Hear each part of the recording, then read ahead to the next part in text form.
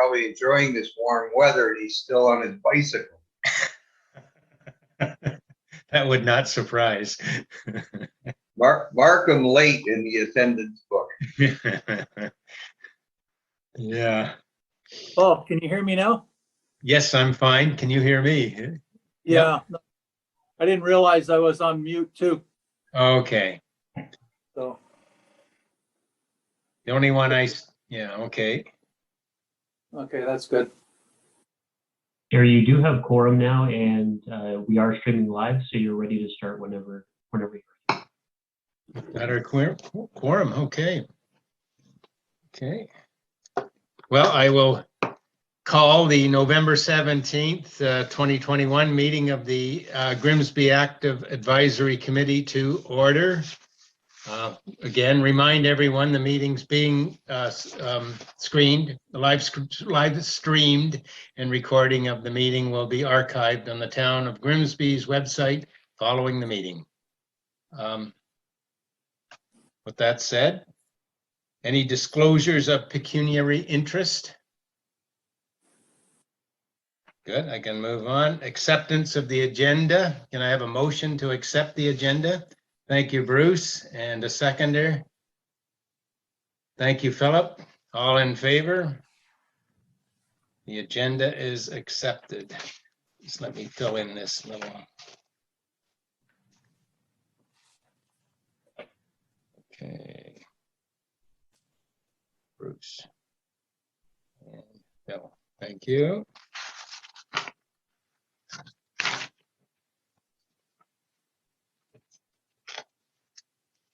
We're going to move on to the business arising from the previous minutes. The first item was the Niagara Region Planned Road Construction Projects Update. Now, we did have an attachment. Who's going to speak to that? Is that you, Marvin? Yeah, sure. Yeah, thanks, Paul. I can speak to that if you like, and I'll just give you a little summary of what the region provided to me, and then if there's any questions that come out of that, happy to try to answer those. And I've Michael also is on the line, so if I can't answer, hopefully Michael can help me answer them. Thank you. Yeah. So yeah, thanks, Paul, and members of the committee. So I'll just maybe run through the projects that the region has on their books for the next few years, this was kind of in response to, I think, a question that came up at the last meeting on some of the activities the region might have and how it relates to active transportation. So the first one was the Casablanca Boulevard. So the limits of that one are from Main Street to the North Service Road. And the construction for that section of road is planned for actually next year and the year after, so fairly soon. They're in design right now and hoping to go to construction next year with that. Then the next project is Main Street, and that's the section west of Casablanca from Oaks to Casablanca. So they're looking at, I think it's more of a resurfacing, to be honest with you. It's, maybe called reconstruction, but it's really a resurfacing. There's no real, I don't think, intent to change the cross section very much. It'll stay as a rural road with I anticipate paved shoulders. So that's the plan for Main Street. They're looking at construction for that one in 2023, so a couple of years from now. And then there's kind of three phases of resurfacing and reconstruction of Main Street I guess on the east end of town.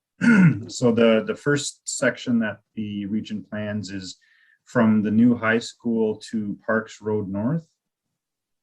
And that's planned for construction in 2023. And then in 2024, they're hoping to do the next section, which is from Park Road to Baker Road.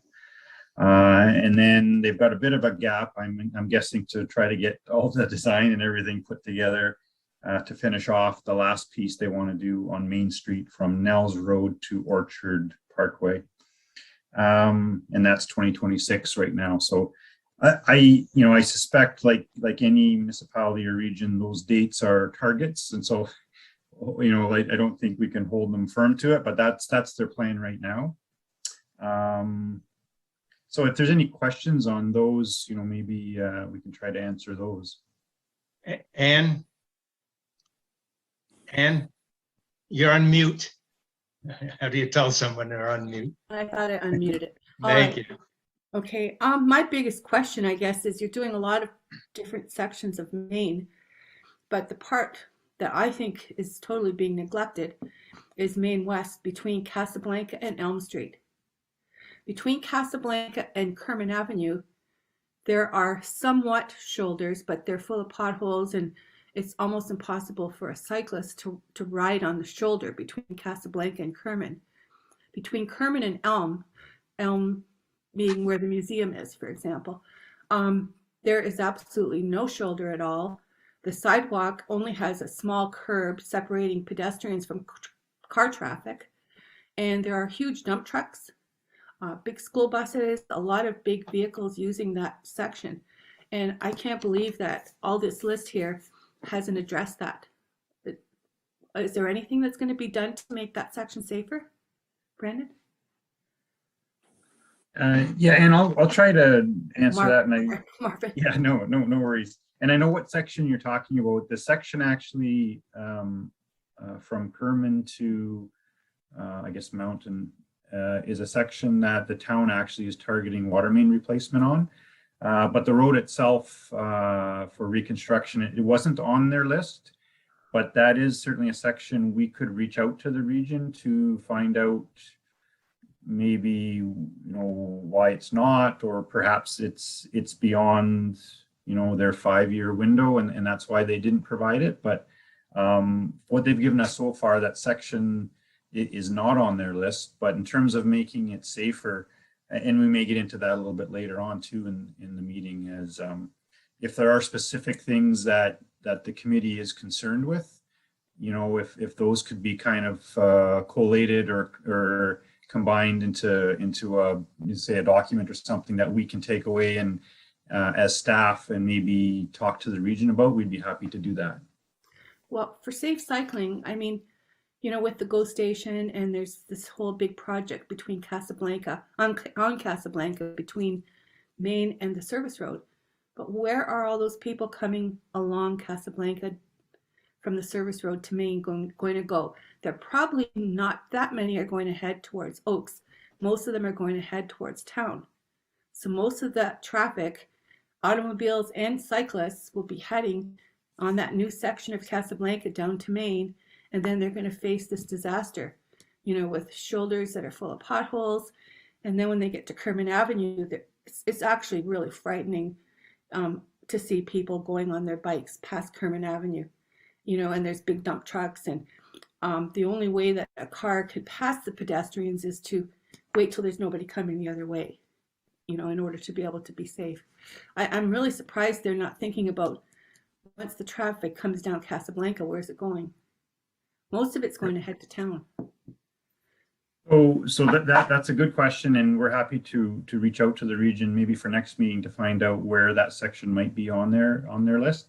But what I can say is what I'm anticipating, especially once Casablanca gets completed, that the route I would recommend is to use Livingston, to take Casablanca to Livingston. Livingston has accommodation for bicycle activity along there. So that would be my recommendation, is to take that route. But we can still certainly reach out to find out where that section of Maine might be on their list. Maybe an option should be for bike traffic that's coming in on Highway 8 from Stony Creek, for example. Maybe when they get to Casablanca, they should be told bike route this way, turn left. And then they would get to Livingston. Otherwise, anybody coming in Highway 8 going through, Stony Creek, Winona, Beamsville, a lot of people do that cycling route. They won't know that there's a better road down the street. So maybe we need to put some that's a good point, Ann. Yeah. Okay, thank you. What? More questions? I'll just comment myself. I think at the last meeting, that's kind of one of the points about what possible signage can we do, and what will the region allow us to do, or what can we request of the region to at least direct bike traffic to a safer route. And I guess one would be Casablanca and the other would be down Kerman, wouldn't it, to Maine? At some point, we want to tell people don't continue eastbound past Kerman. That's but give them an alternative. So I guess that's still out there as a possible to do. And I think it was somewhere between what can the town do on its own and what do you need to do in harmony with the region? Is that my recall from last time? Is it close to accurate? Anybody remember? Yeah, no, I think you're right, Paul. And I think because those are all regional roads, that's something that town staff can bring up with the region to see maybe what kind of signage that could be provided, so that, like you said, cyclists are aware when they get to a certain point, where to continue. Yeah. Yep. It's great. I guess a lot of this information came from, I saw the report to council on, was that November 1? Was that the report that the region, around that date, that the region did? It was a 5 or 10 minute presentation on their planning over the next, 1 to 3 years, 3 to 5, and 6 to 10, or however it all rolled out. So that was kind of helpful. Is that something, I know last time we did say at some point it would be nice to have someone come and speak to us from the region. Now maybe we can let this unfold. Is that still something we could look to next year? Do you think that they would come and talk with us? We could even prepare a list of questions beforehand. I think that the group felt was relevant. Is that? Yeah, I think so, Paul. I think if we gave them enough lead time and perhaps some questions that they could prepare for, whether it's a small presentation or it's more of a question answer, but I would suspect they would be receptive to coming to to a meeting sometime, in maybe early next year. Yeah, I think we could. I think Bruce McKenzie, I think you raised that at the last meeting, did you not? The idea of having someone from the region speak to us about their plans, and in terms of that, smart streets and all that kind of stuff, the language and how they interpret it for urban roads versus rural, that whole package of information. Yes, Bruce Mannion and I were in a tie with the hands. I have a few thoughts, but maybe you'd like to hear from Bruce Mannion first, and then I'll. No, go ahead. My thoughts. Go ahead, Bruce. Okay. One of the Bruces. Yeah. So I'll start with the old one. You're welcome, Bruce. I think Anne, you've brought up an excellent point, and Marvin, about when the Casablanca thing is done, that's 2 or 3 years away. And the other problem is going down Livingston is wonderful until you get past the Canadian Tire Plaza, and then you're into the same kind of bottleneck going through downtown if you're a bicycle, because Main Street, or what street is it that goes in front of Giant Tiger? I always get confused. What do you call that section of what I call Main Street? Yeah, I think still Main Street. Yeah.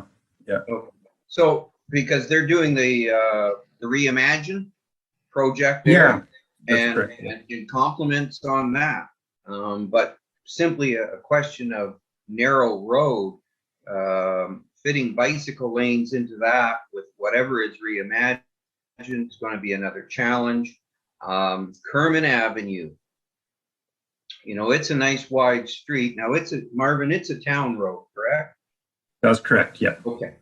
And because it goes right down to Livingston, it also goes to the service road, and the service road from Casablanca to the east end of town presently isn't that heavily traveled. It's wide. It's got good sight lines. So, Paul, one of the things that I would like to see is the town, and with assistance from this committee, say, okay, what's the best route? Not worrying about who owns what roads. What is the best route for bicycles to get from east to west or west to east in this town. And then present that route to both the town and the region. And so, okay, this has been identified as the best route for bicycles. And going by the museum, well, maybe to get to the museum, you might have to go up the street beside it now, Boulevard or whatever. And because, Anne, as you mentioned, bicycling past Kerman is not safe. And I don't know whether it ever will be. So that's one objective or one goal I'd like to see we all come to is the best route to follow, considering the streets that we have to choose from. The other thing next is the complete streets. I enjoyed watching the presentation the region made to town council, but the town council haven't been part of our discussions.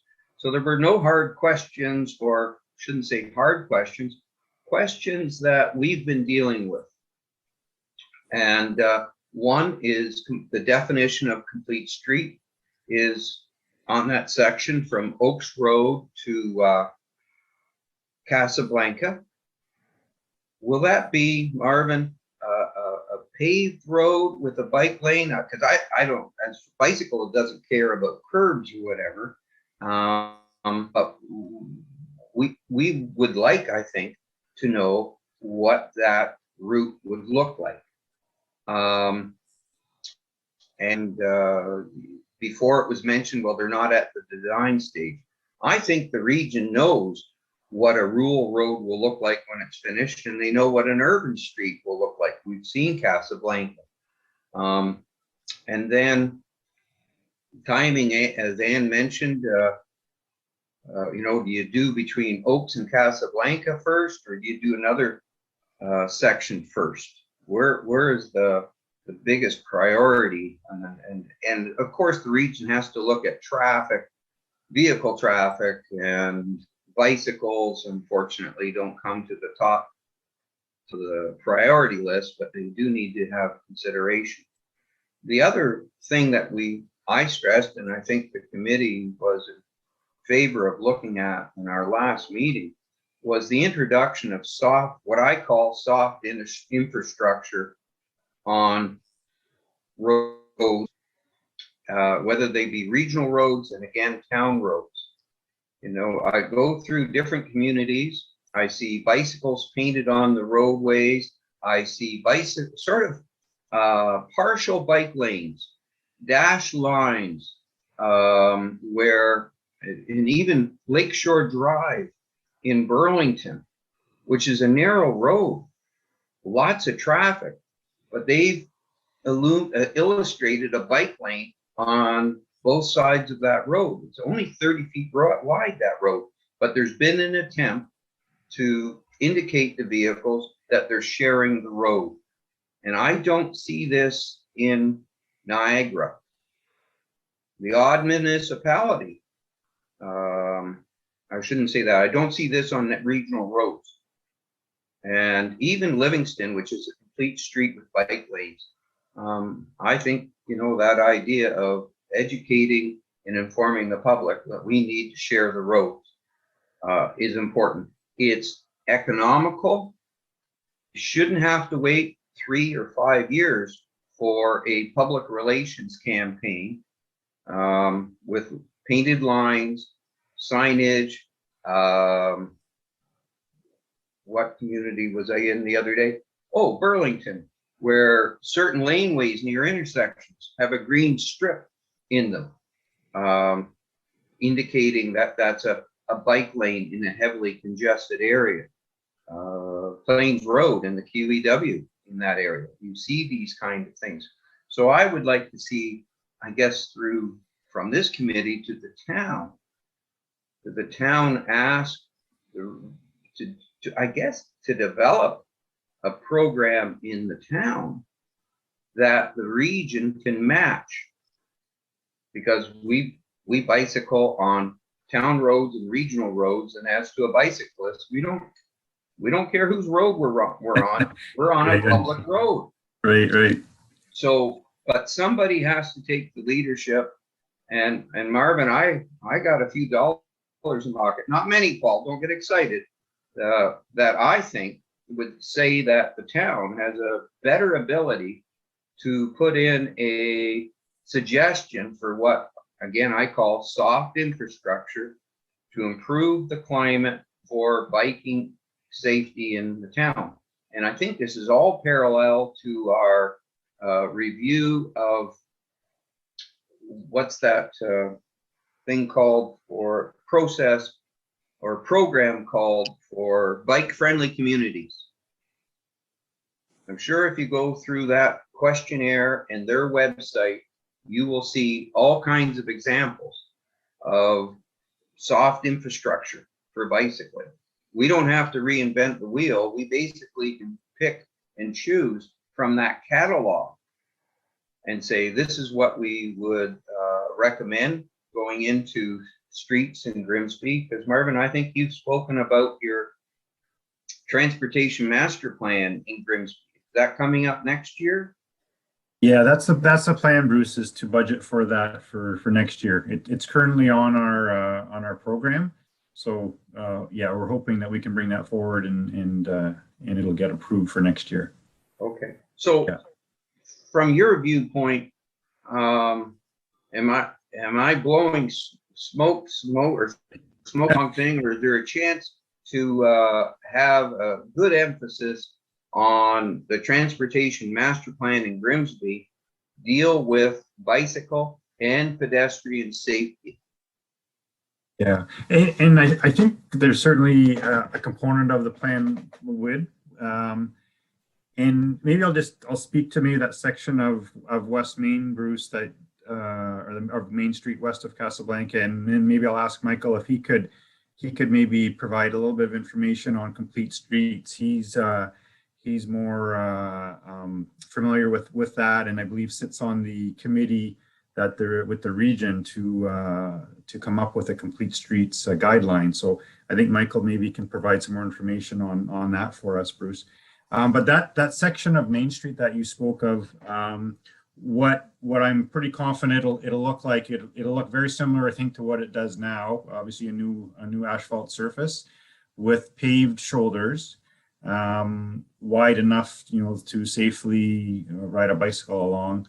In terms of any signage, paint markings, I'll maybe ask Michael to comment on that. If there's a standard that the region and or the town would use, if it's a rural road, this is what we do, and if it's an urban road, this is what we would do. So, but I think the asphalt platform will certainly be wide enough to accommodate cars and bicyclists safely. Will there actually be painted bicycle markings? I don't know. So maybe Michael, if you don't mind providing a kind of a complete streets 101 for the group. Yeah, sure. So like as Marvin said, I'm sitting on the with the stakeholder groups for the complete streets design guidelines that the region is working on. So that document, what it will be is basically the toolbox from which the region will dig into whenever they go to do any sort of reconstruction. So every time a road comes up for reconstruction, they will be designing it through a complete streets lens. The idea of a complete street will change from typology to typology. So for urban centers, those types of complete streets will look different from, say, an Oaks Road rural cross section. That being said, pedestrian traffic and active transportation in general are a top priority in this day and age. So everything that gets done these days gets done through the lens of how can we incorporate all modes of traffic on the roadway and not just focus on one mode of traffic. So when the region is going forward to do Oaks or Main Street out to Oaks Road, active transportation is a priority component of that design. What it will look like, we can't say for sure because they haven't confirmed it yet, but there will be accommodation for other modes of traffic other than vehicular traffic. In a rural cross section, that could potentially look like what Marvin said, paved shoulders. So the shoulders are paved wider, and that could include, say, some markings that, like sharrows. It could have signage that indicates to drivers to share the road, but it may not have fully delineated bike lanes. That is all, in order for to have enough room for bike lanes, you have to make sure you have the platform width along the roadway. In a section like that, because there is existing parking on street, there may not be an opportunity to do bike lanes, fully protected bike lanes, just because you have to, you may want to still account, or you still want to accommodate parked vehicles, right? So you would have to have enough room to have travel lane, bike lane, and a parking lane. You can't have people parking in a bike lane, because as soon as you put one there, no more parking, right? So that's kind of where a rural cross section or a rural complete street will look somewhat different than, say, downtown urban core like Livingston, where you don't have any on-street parking, but you have dedicated bike lanes. I hope that kind of answers some of the questions, but I want to reassure everybody that active transportation and cyclists are now becoming a top priority in everything that gets done within the transportation engineering community. So transportation master plan, all new road reconstructions, they will all be completed through the lens of active transportation. Paul, if I can just respond to Michael. Yeah. Thank you. Thank you, Michael, and I understand, and thank you for reinforcing it about what complete streets and when they're rebuilt. What I've asked for consideration previously is that the community shouldn't have to wait for a street to be reconstructed for things like signage, paint lines, and a public relations campaign. Those kind of structures or amenities are relatively inexpensive. And so that when you do go to rebuild the street, you've only got a couple of signs in your way, or you might be ripping up a white painted line. They don't really even count as rounding errors in the cost of rebuilding a street. So that's sort of what I'm hoping that the Town of Grimsby Public Works Department can look at in the transportation master plan that they hopefully will be starting on next year, Marvin. And in that, the master plan can adopt or recommend a safe pedestrian active transportation model that can start to be put into place on existing streets.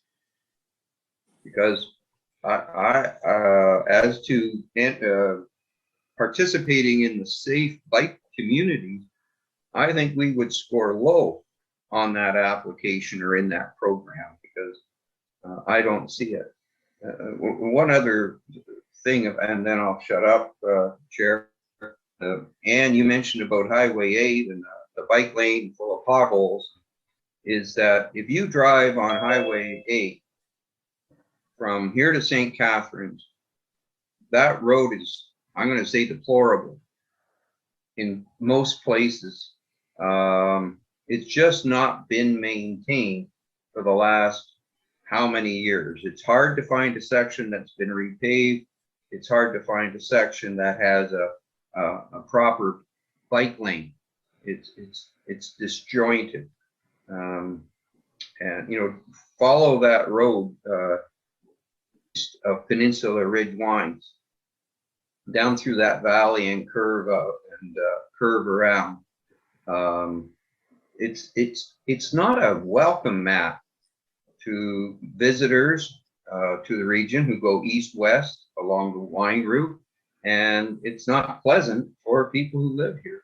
So that's a comment I'll make to the region separately, and I hope that Marvin, you and your team can just look at what I call soft infrastructure, a program to enhance pedestrian and bicycle safety in the town of Grimsby. Thanks very much, Chair. I think we had Bruce Mannion and then Philip. I just want to talk about, I've been with the active transportation Niagara networking for about 20 years, since its inception. And I've been pressing for the region to improve Highway 8 for not just for bikes, but for walking, for tourism.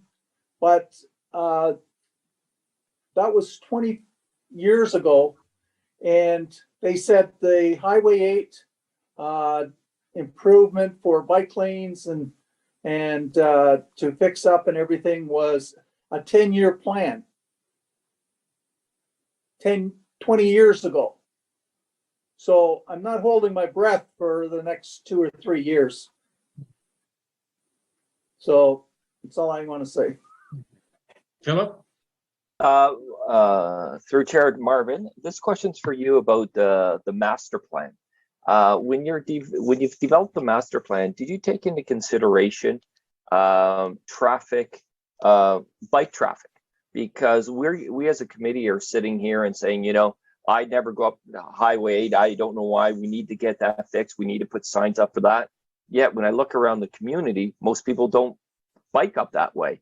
Again, I live on the Service Road, the North Service Road, and bicycles are down here all the time. So I want to know if the master plan is saying, well, what is our priority here? If our priority is to make, obviously we want to make all routes safe, but if the bicyclists are driving this side, why are we putting signage and soft infrastructure over here? Yet bicycles will go wherever they want. But if the majority is going one certain way, the master plan should be reflecting that. So my question is, has that been taken under consideration?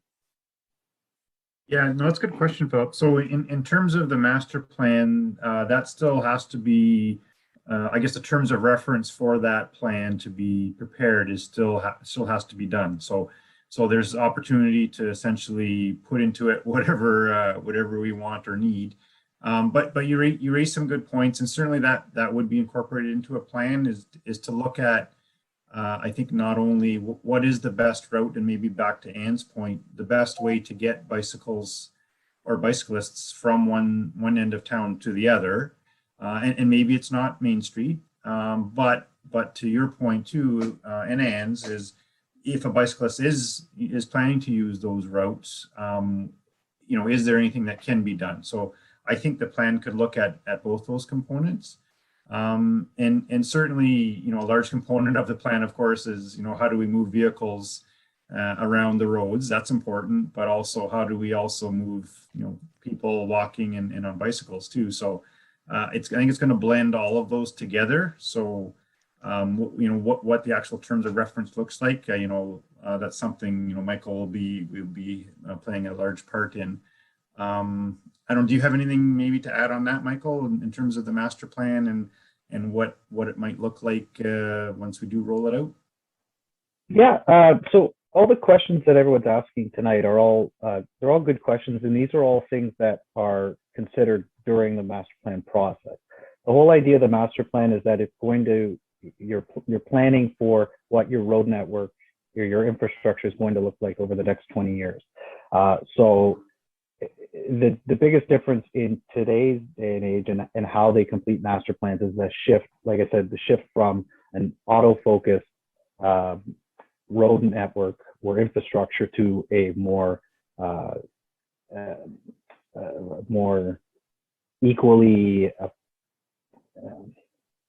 a road network it's applicable for everybody. So yeah, there are accommodations for cyclists, pedestrians. And through that process, the idea is to identify routes and connections for the different types of modes out there. So, for example, when we're looking at when we're looking at cyclists, the master plan should identify the best or the preferred route for cyclists to take. So, even if there are areas where they have high cyclist volumes now, that could change through the master plan, and where we develop strategies how to draw people away from that and onto the areas that we want them to use. So instead of trying to do a blanket implement blanket changes on every road, they'll identify optimal routes that can connect people to various parts of town or through town. So I hope that kind of answers that question. Thank you. Any further questions? Thank you. Well, we'll keep this as an ongoing item on our agenda, and just see how we progress in terms of where the definitions and the study goes, and any input that we can offer. So, moving right along. Next item is the Gibson Street pedestrian bridge update. Who's got that one? Yeah, sure. I'll do that one. That's a quick one, Paul. I just wanted to. You're welcome. I just wanted to share with the team.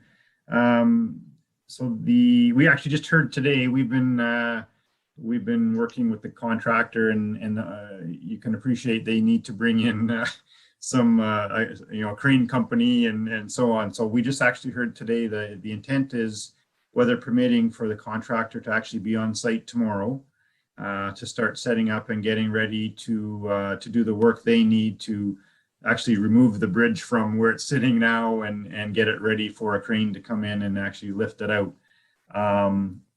So it's possible, it's as early as next week, the end of next week, where they might actually be removing the bridge.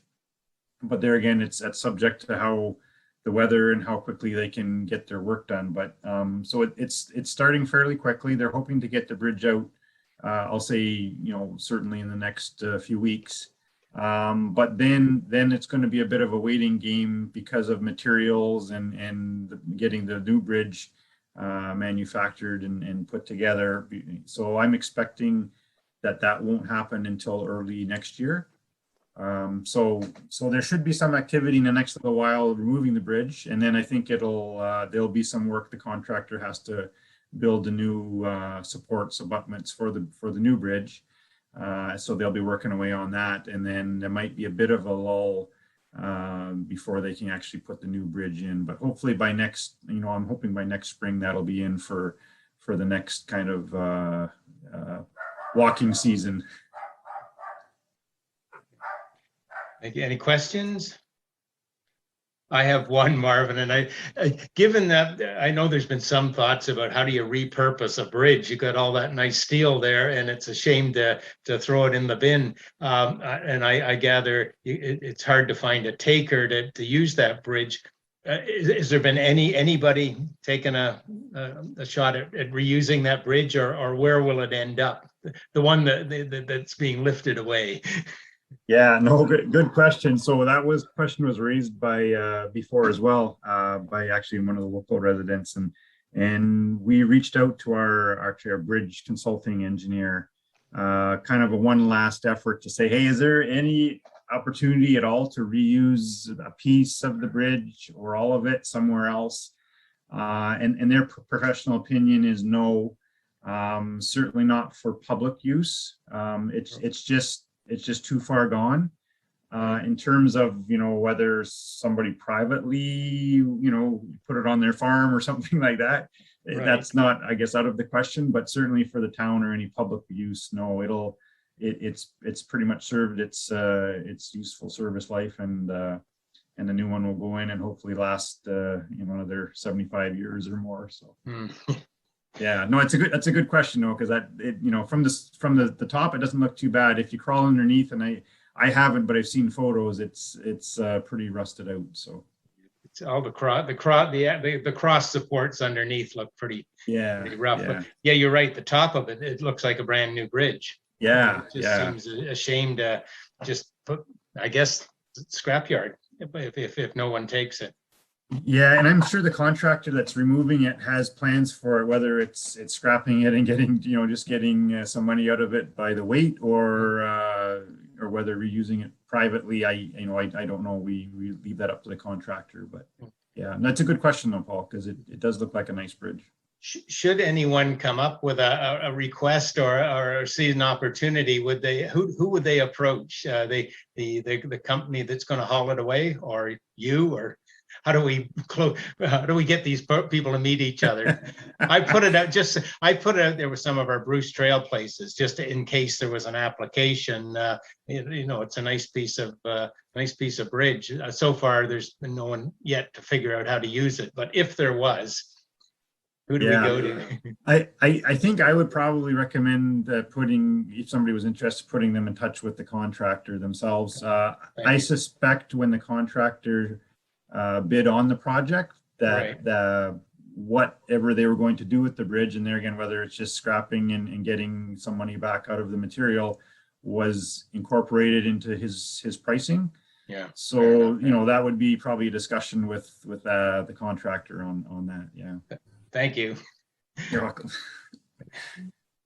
All right. No further discussion on that. We've got some open items just for updates on disc golf. Would anyone like to give us an update on where that is? Anne? Yeah. Okay, I'm Please. unmuted. Yeah. So Sarah and I have been in communication back and forth with Chris Locock from Prodigy Disc Golf. Sarah has been out there with her staff and gone through the course in addition to the time that we met Chris there. All of the signs that were up in the park are gone now. And Chris has created a sort of a Google, I would call it, probably it's done with Google map view of the park with the basic preliminary layout for the holes. If anybody's interested, I could email the picture to you, Paul, and you could share it with people. After looking at them, Sarah has pointed out that there were holes 1 and 2 and 9 probably should be adjusted slightly to fit in with the use of the park and with public areas and where the school is located. So it's kind of a little bit fine tuning right now on those 3 holes where the baskets and the targets will be, where the tee and the targets will be. But it's progressing, so that's good. Yeah. That's about all I can say for the update. Thank you. The bike friendly designation, anything new happened there? Is Jimmy here? Jimmy's here. He's on mute. Let Jimmy. Hi, Jimmy. Hi. No, nothing new to report yet. Nothing new. Thank you. Neighborhood walks, that's the same. We Bruce and I are trying to set up a meeting with Sarah to sort of what are the next steps. We've had trouble getting our 3 schedules online, but we will continue to pursue that and see what we can have for our next meeting. And the other was the potentially dangerous locations for cyclists. Now, it seems to have paired itself with the earlier discussion. Is there anything new on that to be raised? No, I'm not riding my bike anymore. That's your response. Okay, but I think we're going to keep this bike issue rolling anyway, and we'll maybe put it all under one topic rather than 2 lines on the agenda. That's it under business arising. So, yeah. Hello. Can I ask one question? Yes, Ann. Yeah, one question for Marvin about the dangerous intersections for bikes and following up from what we talked about with roads and some of the things that Bruce had to say. Is it possible in the budget by next spring to maybe put up a few good signs along these dangerous areas? Share the road, or, I think legally cars are supposed to stay 1 meter away from cyclists. Maybe even some signs pointing which way is better for biking, like at Casablanca, head down to Living. Well, Casablanca is really dangerous right now, so I don't know. But at least sharing the road signs on some of the narrow areas. Would there be enough budget to do something like that by next spring? Yeah, and so yeah, like the roads that you mentioned, and I think last meeting we talked about a couple intersections, and so those roads are in you know, I'm not trying to push it over to the region, but those are regional roads. So any signage and costs associated with that would be regional. But maybe Michael can speak to this maybe quickly if we do have a minute. We'd certainly be happy to take information that the committee provides to the region if perhaps you could work together and maybe come up with a list of locations and maybe even pinpoint some of the specific concerns, and that we could take to the region and say, for example, Main Street between Kerman and Mountain,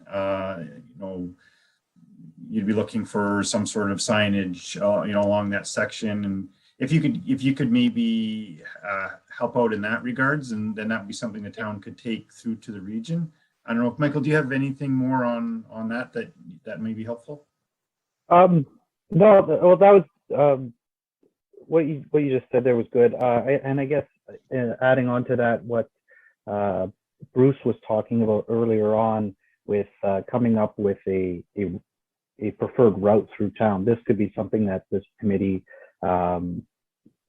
takes on as a task where we brainstorm these ideas and this information is put together and provided to town staff where we can that way we can take it back and actually review specific concerns, and we can evaluate these recommended changes. And this will also help as we move into our transportation master plan, because this group will be a stakeholder in that process. So having that early on engagement where we're brainstorming different ideas for the future will only benefit us. So I think that moving forward, having this group take on that kind of task would be an asset. And it could be something as simple as coming up with a list of say 5 locations and providing some pictures and specific areas of concern, whether it be big potholes or conflicts between pedestrians or cyclists and vehicles, and then providing it to us so we can actually take it back and review. I think that would be helpful for us and beneficial for this committee. Thank you. It probably behooves us as a committee to figure out how to make that happen. I don't know that we want to do it right here on this meeting, but yes, Bruce McKenzie. When you're finished, Paul. Well, it's just how to move. I'd hate to just lose this flow. I think what we're being invited to do is identify concerns and at least our opinion on some solutions, and come up with some concept of preferred bike routes through town. And that's a fair ask, and it's just how to make this happen with our group. We don't need to turn on a dime, but how not to lose this request. Go ahead, Bruce. Yes. Thanks. Through you to Marvin and Michael. I was just thinking of the trails master plan that's being done for Grimsby now. A consultant has been hired, and there might be a bit of a gold nugget in that in terms of bicycles, because just for argument's sake, they come up with a route following a hydro corridor or parallel to a service road, a safe route through town, because there is a rail line and there is a hydro corridor. And there has been mentioned that these kind of utility corridors in other places have been used for active transportation. So I just wanted to mention that. And the other possibility is that if the town is going ahead with a transportation master plan, they're going to be hiring a consultant And possibly while they're shopping for a consultant, they could, in their terms of reference, put down for to score points as to what consultant we hire.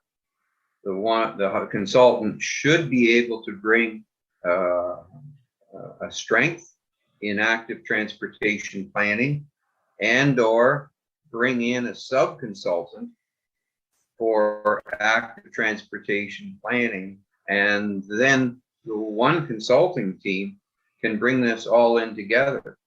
Because if the vehicles validate bringing in a consultant for transportation master plan, then why not make sure that that consultant has seen a bicycle before? I don't mean to be frivolous on that, but they all bring different strengths, or many consultants will bring in a sub-consultant to the team.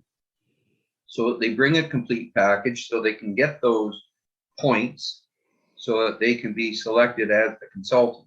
I'm hoping what I'm saying, Michael and Marvin, has some validity as to how your process for selecting a consultant would move along. So, and in the meantime, I certainly think that this committee can draw up a list of our concerns. And then if we know that the town would hire a consultant with an emphasis on active transportation, we could present that list or work with that consultant.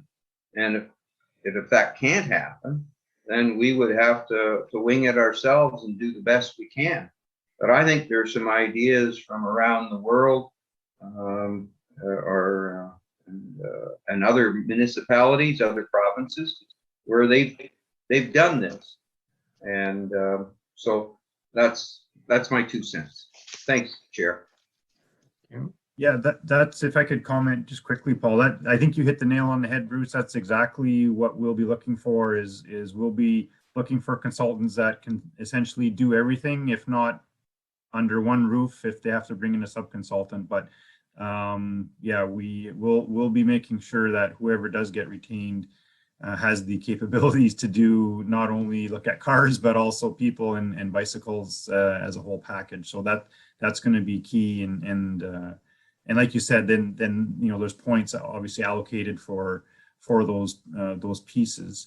So yeah, that'll all get weaved in together to make sure the final product is what we want. And then just quickly to your point of kind of having a voice, and Michael mentioned that too. This group would certainly be a stakeholder in that process. The transportation master plan process is a public process. So I think the information from this group would certainly be a great piece to inform what comes out of that plan. So I think being able to work together is going to be key. And certainly we'll be talking quite a few times, I'm sure, before we roll that out. But yeah, you'll be part of the stakeholder group, and right from the beginning, right through to the end too. So yeah, hopefully that brings a little bit of comfort. Thank you. Yes. Yeah. Okay. I see Bruce Mannion and then Alderman Ritchie. Yeah. Bruce. Yeah.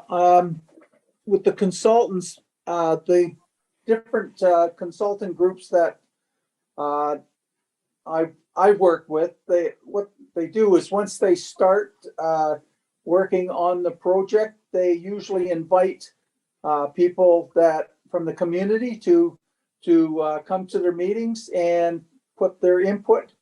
So that's something that we could join in on their research, and because I did that with the trucking safe truck routes. I was on that committee, and there was a couple other people from the community that were on it as well, and it brought a lot of extra information that helps to make the final decision. So that's what I see can happen. Yep, 100%, Bruce, for sure. Yep, it's a public process, and and certainly, the public at large, but certainly this committee will have a voice. Yep. Okay, thank you. Alderman Ritchie, Yes. you're on. Thank you through the chair. That's, the comments were kind of taken out of my mouth. I know with many committees, some people pass motions to this effect, but I think that we can put our trust in the staff. I would really like to see the consultants come back more specifically, maybe, and speak to this committee and get their input. And, and we can encourage that to happen maybe a few times, as this committee is for the interest of active transportation. So that's what I was just going to say, that I was hoping to hear from staff that this committee would be part of that process. And even though they might have a public meeting, I feel that this group here might be able to get their own time with the consultants. So that's what I'm looking forward to see too in the future. And we'll keep that in mind, and we'll trust staff that will be something that happens. And if it doesn't, and if the committee members here want to talk about it more in the future, we can always put a motion to that effect and have it go to council and so forth to ensure that. But I feel that staff has already addressed the comment, and I feel that it's a great way to proceed with the committee actually getting its own time for with the consultant there.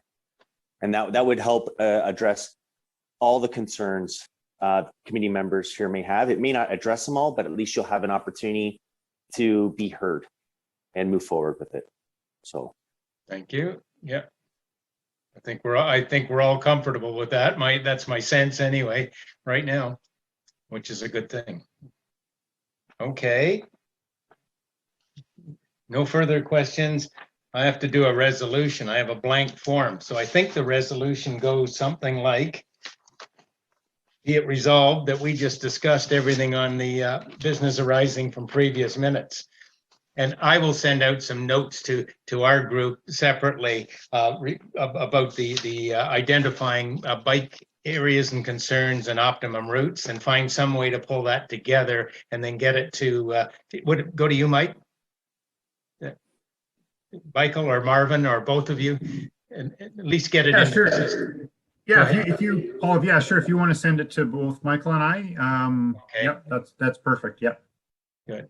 Okay. And just to add to that, if there's questions any questions about how to go about this, or anything that needs to be asked of myself or Marvin, just I'd say give them to you, Paul, and then Okay. forward them on to us, and we can That's- help point everybody in the right direction. That sounds fair to me. I think we're okay with that. Thank you. Can I have a motion to accept that we just talked about everything that was on the agenda under new business? And I'll put, thank you, Bruce. And I need a seconder. Thank you, Philip. All in favor? Good. Hey, John's got the little person. Hello. New business. New business, and I did send an email out earlier saying that it would raise the question about the necessity for a December meeting, which would have been December 15th. Personally, I unless there was something urgent, I thought we could take a Christmas break, and I'm sure staff would appreciate it too. But we need to all agree on that. Is anybody opposed to that? I think so. There we go. I guess we can just move ahead on that. That will pass until January, and we'll be meeting next year, as it turns out. In the interim, I'll be asking for your thoughts on the bike considerations, and we'll try and get that into staff to have something summarized, at least going into January. Are there any other items, any other issues? Then I'll wish you all a happy season and see you in 2022. The meeting is adjourned. Merry Christmas, everyone. Happy New Year. Merry Christmas. Stay safe, everybody. All Take care, everyone. Take care, everyone. We'll see you next year. Later. Bye all.